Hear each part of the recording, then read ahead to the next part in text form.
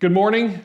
I'm Dan Hawkins, House Majority Leader in the House of Representatives here in the state of Kansas. Most of you know me and followed me. I wanted to really talk about where we were and where we're at now. You know, we had our sine die, which is the last official day of the House session. During that time, we passed House Bill 2054. We thought it was a very good bill.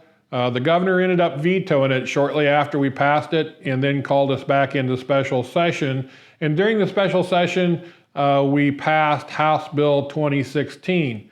House Bill 2016 is actually a better bill than 2054 because it truly limits the governor's ability to do certain things. Number one, she can no longer shut down businesses. That's an important piece because our state has really suffered economically from that shutdown. It was a 10-week shutdown. That was a long period of time.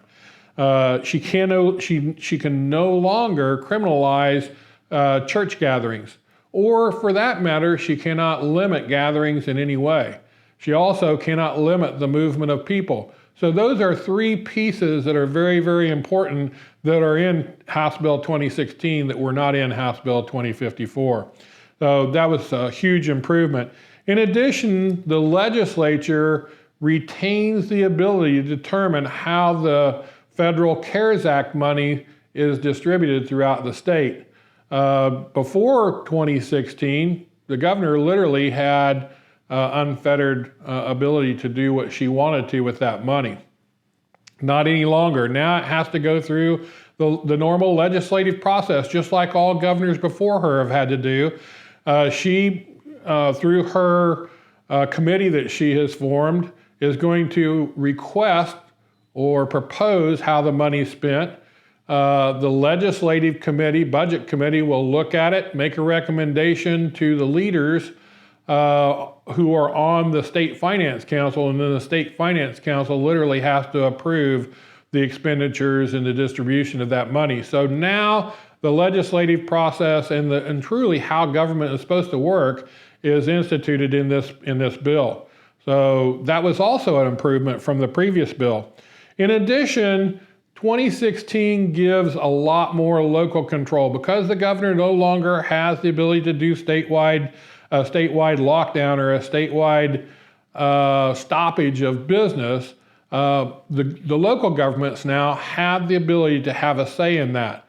Before these changes were made in 2016, a county health officer literally had control, unfettered control, on how local units of government affected business and the movement of people.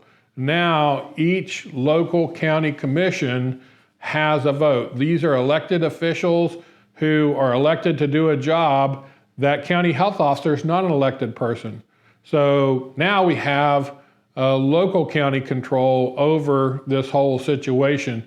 You know, it's not a one-size-fits-all in this state. You have very populous counties like Johnson, Sedgwick County, Douglas County, Shawnee County, Wyandotte County. Those 5 big counties are very heavily populated.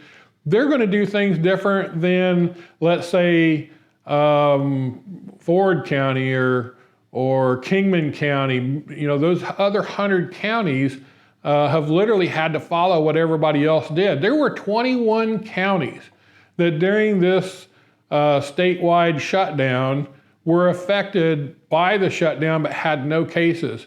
And there were about 55 counties that had 6 or less cases and haven't had a case for many, many weeks.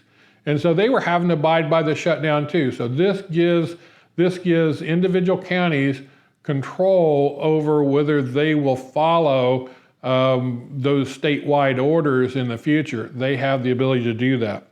House Bill 2016 expressly prevents the governor from changing our election laws. We have a Secretary of State who is over elections.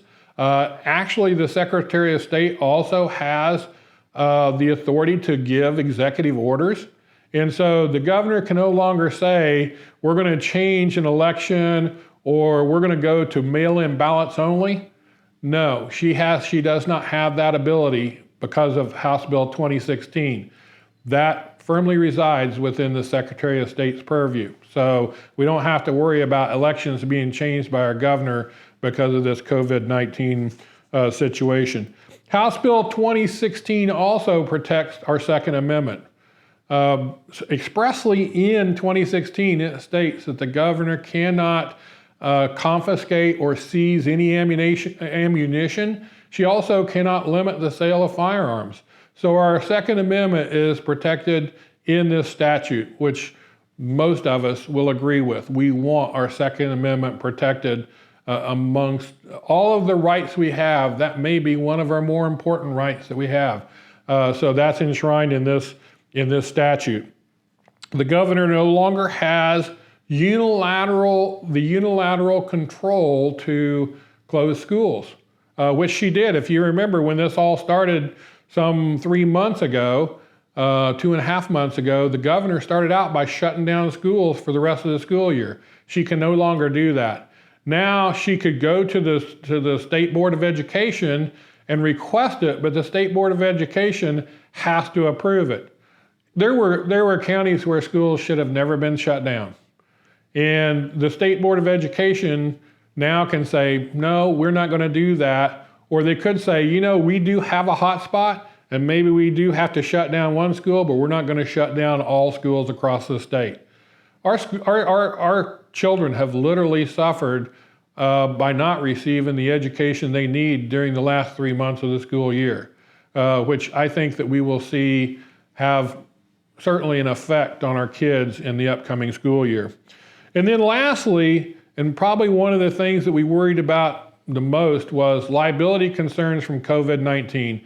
This bill actually put in place protections for our businesses, for healthcare workers, for many, many different segments of our business community. The idea that somebody could come into their place of business and say that they contracted COVID-19 while at that place of business and then sue them. So there's some liability protections there for businesses so we can continue to operate and not have to worry about frivolous lawsuits. So 2016 truly did some remarkable things for our state, for the people of our state, for the businesses of our state, allowed local control to continue and really to be able to have elected officials in charge of this. So I hope this discussion about 2016, House Bill 2016, removes some of the confusion out there. Stay tuned, as we're going to be moving into our campaign season, and I hope to see you all as I go across the state. Stay well. Thank you.